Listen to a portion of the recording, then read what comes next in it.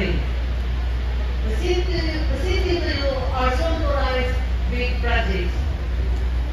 Number 1, Clarín Megadome Sports Center with estimated budget of 250 million pesos.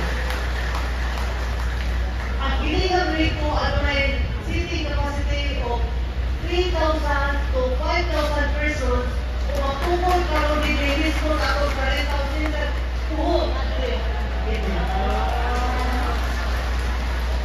Ang Clarín Megadome Sports Center ay may project application for Phase 1 construction na nagkatidad of 50-21 million pesos.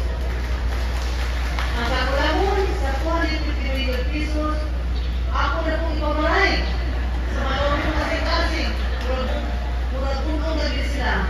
Ako isong na gobernador hinto nila kung ako duha ka pagumangkod na COVID-19.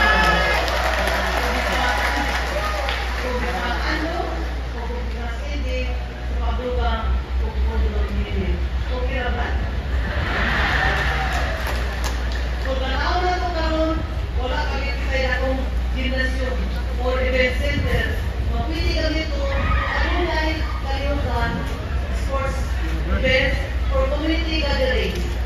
Kung saan ako pag-ikot, atong kalimutan o pagkakabo na mahimong masipol kayo kami straight over. Mahimong i-invite nyo sa sports tournaments, concerts, cultural events, kung dakong kalimutan, kung sa pag-uong o Clarinon, pride and unity. Pinagin ini at umaabot ang mastikong na suporta sa tanang sektor, gikan sa social sector to our economic sector. Natin po, no? Clarín Wellness Park, estimated po sa 50 million pesos. Sa inyong katigan, atong likuran, atong basketbulan, atong mga sa munisipyo.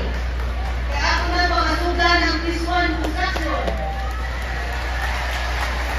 Piling rikuha na sila of 6 million pesos.